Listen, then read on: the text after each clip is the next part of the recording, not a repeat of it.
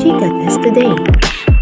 Tapos ang pag-welcome ni David Licauco kay Barbie Forteza, bilang bagong endorser ng Apple Philippines, may isang simpleng linyang banitiwan si David, na tumatak sa puso ng fans, "So you better be nice." Hindi ito basta simpleng paalala, ito ay tila isang subtle, pero matapang na paraan ng pagprotekta kay Barbie. Ito ang klaseng pag-aalaga na hindi humihingi ng pansin, dahil ang intensyon ay hindi para makita, kundi para maramdaman. Sa simpleng pagbati ni David na may kasamang, "So you better be nice," naramdaman ng fans ang tahimik pero matatag na suporta. Isang ginoo sa likod ng eksena, isang binibini sa gitna ng tagumpay, at isang fandom na muling nabuhay sa kilig. Si David ay hindi lang sumuporta, kundi nagpakita ng awareness sa pressure na kinakaharap ni Barbie. Ramdam ng fans ang klase ng suporta na hindi agaw eksena, kundi karamay sa likod ng spotlight. Ito ay patunay ng maturity at genuine care ni David. Maraming fans ang naniniwalang ipinapakita ni David ang pagiging protective niya kay Barbie, lalo na ngayong solo na itong humaharap sa bagong endorsements.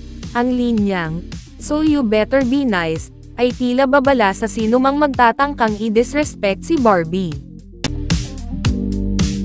May ilan ding nagsasabing ito ay soft launch ng mas personal na suporta ni David, hindi lang bilang ka-love team, kundi bilang kaibigan o higit pa, na handang tumindig para kay Barbie.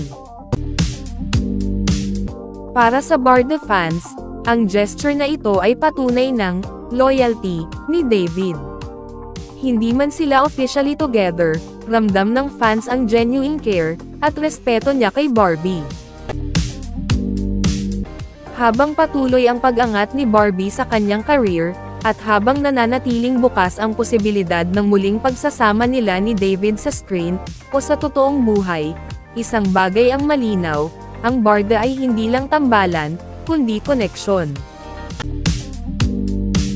At sa bawat kilig, bawat salita, at bawat tahimik na suporta, patuloy ang pag-asa ng fans na ang magic nila ay hindi pa tapos. Hindi lang endorsement ang hatid ng bagong chapter ni Barbie Forteza, bilang mukha ng Apple Philippines, kundi isang muling pag-usbong ng tambalang barda. Sa kabuuan, ang "So you better be nice" ay hindi lang isang offhand comment, ito ay naging simbolo ng muling pagbabalik ng barda magic, na may halong kilig, respeto, at tunay na suporta.